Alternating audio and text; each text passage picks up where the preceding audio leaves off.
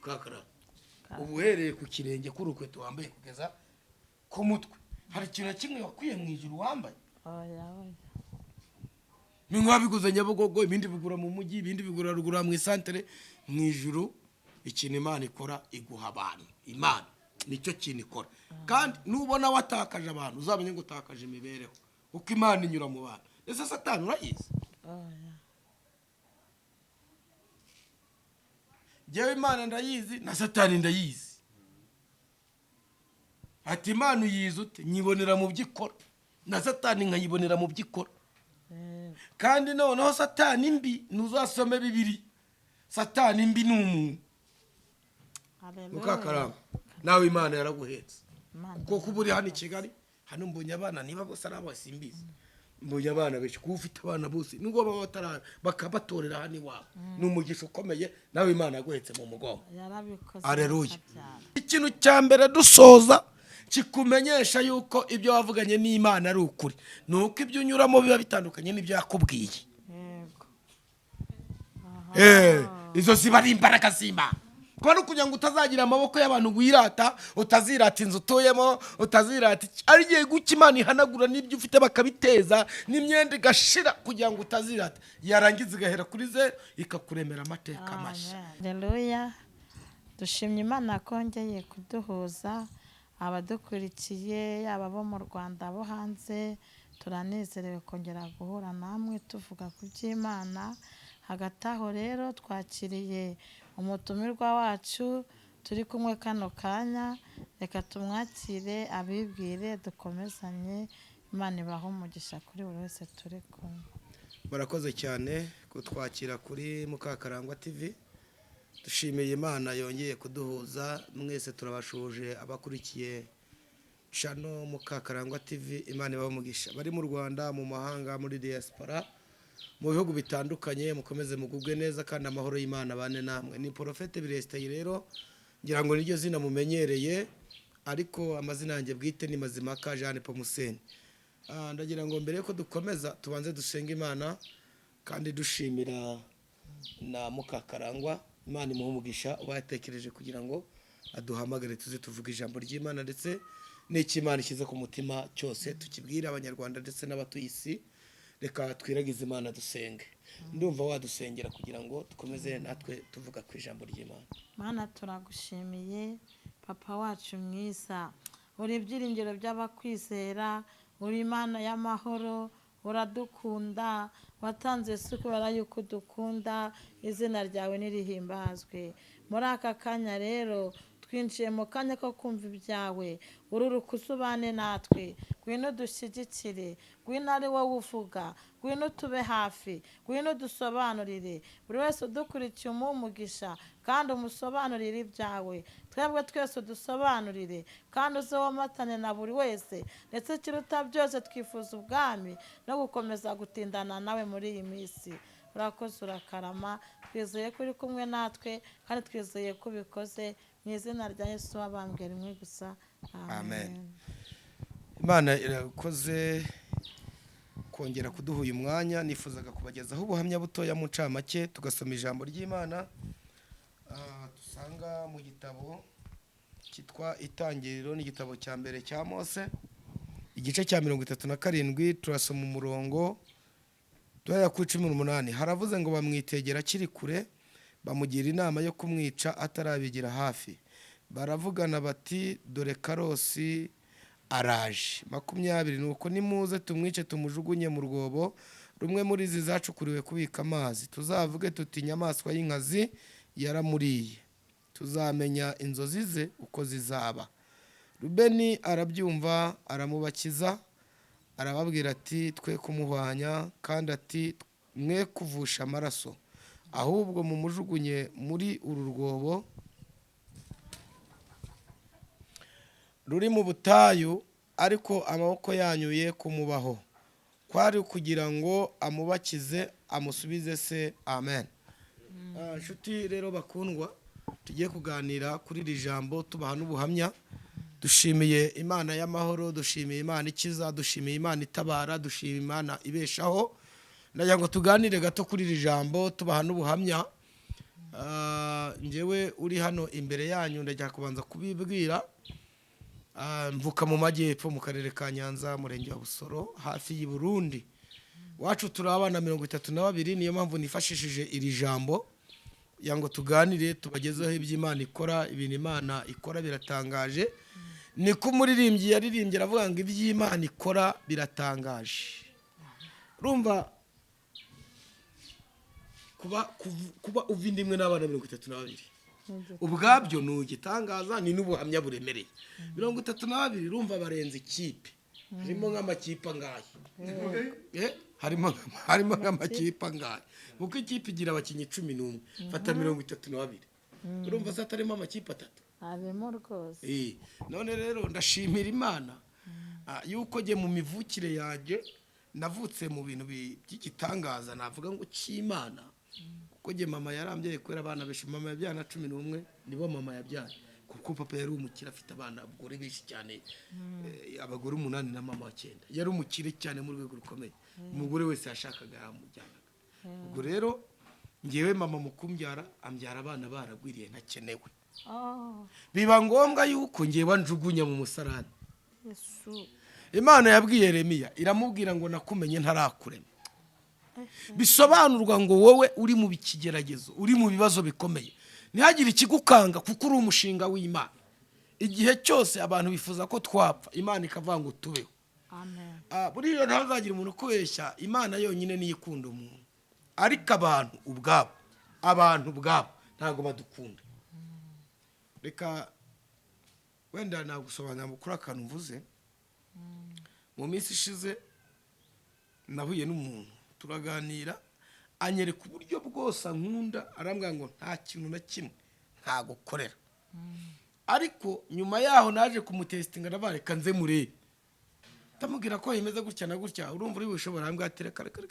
Rero buriya mu buzima tubamo, inshuti idafite ikikumariye ntaho ibitaniye n'umwanzi udafite icyo gutwaye. Inshuti idafite ikikumariye ntahitaniye n'umwanzi udafite icyo gutwaye. Turashimira Imana ko ari umubyeyi mwiza. Yesaya muri 46 yaravuze ngo nimunyumve mwebwe abarokotse mu nzu ya Isirayeli mwese abona hetse mukiri munda, nkabatero mukivuka nkabageza mu zabukuru. Aravuga ngo ndiwe muzarinda imvi ziburiyenze nyibahetse. Turashimira Imana ko Imana yadukize ku mugongo wayo. Mukakaramba nawe Imana yaraguhetse, kuko kuburi hano i Kigali hano mbonye abana niba bose ari abasimbizi, mbonye abana benshi, kuba ufite abana bose nubwo baba batarara bakabatorera hano iwabo, ni umugisha ukomeye. Nawe Imana yaguhetse mu mugongo. Yarabikoze. Haleluya. Rero reka nkubwire wewe ukurikiye Channel Mukakarangwa TV, uyu munsi nubwo wenda utatawe mu mwobo, ariko nawe ufite aho watawe. N'ubuzima bukomeye nanyuzemo buremereye, ariko ngenda mbona amaboko y'Imana, ngenda mbona ukuboko kw'Imana. Ikintu gikomeye Imana yakoze, yohereza abanyamasengesho bari gusenga. Nkunda abanyamasengesho, nkunda abanyamasengesho, kuko ubundi mu buzima busanzwe nta muntu ujya uvangirwa avuga gusenga. Satani ntiyakurangira gusenga, kukazi ko ariho ibintu byose bikemukira. Nahuye n'amaboko y'Imana akomeye, aho abantu batanteruye amaboko y'Imana aranterura, aho abantu bantaye Imana iranyitorera. Rero mu buzima twese tubamo, buri wese afite umuntu Imana yamushyiriyeho uzagira gute, uzamubeshaho mu buzima, kuko ntabwo Imana tuzayibona gutya arayivu. Imana izatuma abantu bafite amaboko aterura ibyatunaniye. Yesu ashimwe cyane. Nibwo buzima, niko nabonye Imana ikora. Ariko urongera numva inyigisho ngo mu ijuru ngo ibintu biranaga, nanga ibintu mu ijuru nta kintu kiriyo. Banza mbabwire bavandimwe mwe dukurikiye, nta kintu kiri mu ijuru. Ndabisobanura. Mu ijuru habaye ubuntu bw'Imana gusa. Ubuntu bw'Imana iyo bufite, Imana yabuguhaye. Ikintu Imana ikora iguha ubuntu, ubuntu bukaguha abantu bakazana ibintu ari byo wasabaga Imana. Urugero kakara, ubuhereye ku kirenge k'urukweto wambaye kugeza ku mutwe, hari ikintu kimwe wakwiye mu ijuru wambaye? Bimwe wabiguze Nyabugogo, ibindi bigura mu mujyi, ibindi bigura rugura mu isantere. Mu ijuru ikintu Imana ikora iguha abantu. Imana nicyo kintu ikora. Kandi nubona watakaje abantu, uzamenye ngo utakaje imibereho, uko Imana inyura mu bantu. Ese Satani urayizi? njyewe Imana ndayizi na Satani ndayizi. Ati Imana uyizi ute? Nyibonera mu byikora, na Satani nkayibonera mu byikora. Kandi noneho Satani mbi ntuzasome Bibiliya. Satani mbi ni umuntu. Ndagasobanura, abantu nibo baroka, abantu nibo bahemuka, kandi birabanga ikintu cyose kibi umuntu akoze kiba kivuye kwa Satani. Ikiza cyose umuntu akoze kiba kivuye ku Mana. Ndashaka abantu dukura abantu murunga banga. Muve mu kigare, muve mu bintu murimo. Dore ukuri uko kumeze. Umuntu nagukorera ibyiza uzashimira Imana imukoresheje. Umuntu nagukorera ikibi uzabone Satani imukoresheje. Nuko gahunda zimeze. Nagiye mbona uko ku Imana baraza bankuramo ndi mu ngo byo munda, maze mu munsi umwe baza ku munsi wa kabiri banjyana kwa muganga. Bagukora muri ya Ivuriro rya mbere. Abaganga bambonye baravuga ngo mwabarokore mwe ko muri ibicucu murabona uyu muntu azabaho. Baravuga ngo nda amafuti.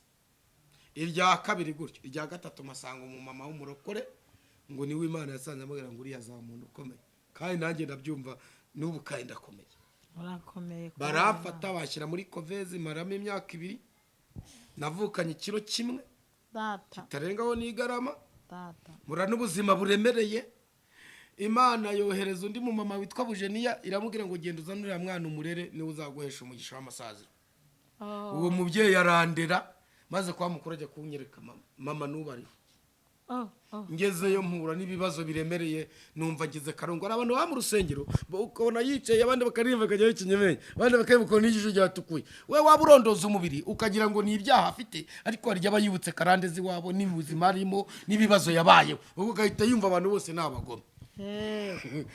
Urumva hari gato abantu bose ari babi nta muntu mwizubaho ariko ndashimira Imana ko ari inyangamugayo ijya yitorera abantu bajugunye.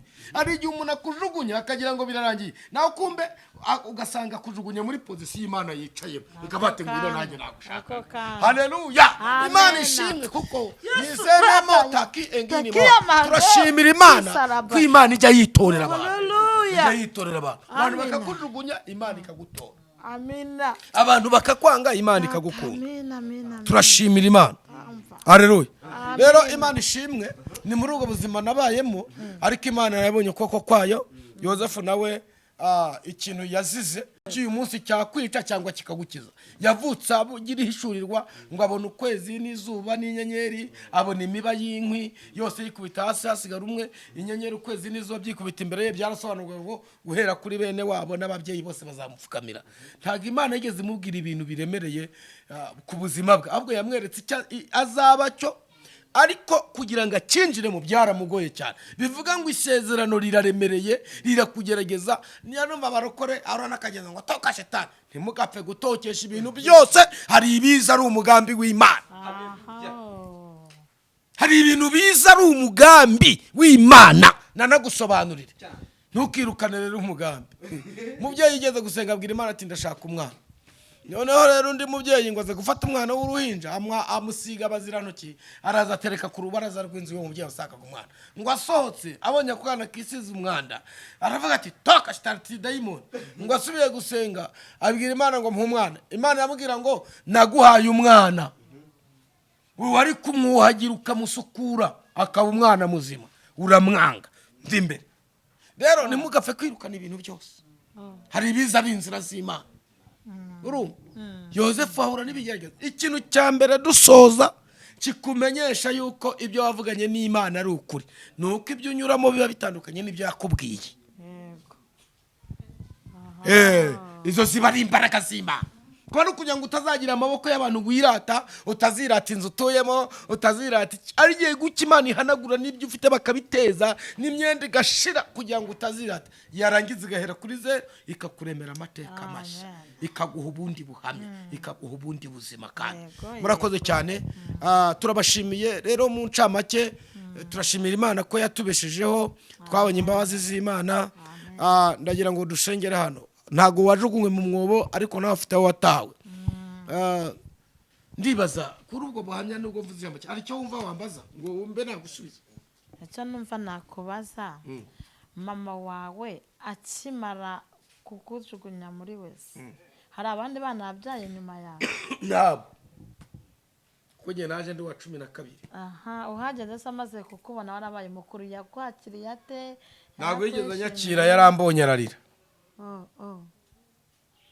yarambonye ararira kuko yarazi ko ubuzima bwanjye bwarangiye yazi ko nariho ariko ambonye abonye bamushyiriye urwo ruhinja urumva ni ibintu bikomeye urumva ntago umwana wamuyoberwa umubare unjyanye avuga ati dore kuntu gahunda imeze dore ni gutya umwana yatowe gutya ajya kwa muganga gutya ari uruhinja dore nguyu ahita yibuka yuko aho yantaye ararira ariko mbona ukuboko kw'Imana buriya Imana ni umufasha utabura kuboneka mu byago no mu makuba ndagira ngo sengera abantu bari mu bibazo bari mu bigeragezo bari mu ntambara zikomewe abantu bajugunywe abantu batawe abantu badafite icyerekezo abantu bafite ubuzima ntago tubonye umwanya ngo tubahe uburyo burambuye ariko tuzagaruka tubirambure neza mbabwira uburyo nambaye ikabutura y'umugore ngewe nkajya gusenga Imana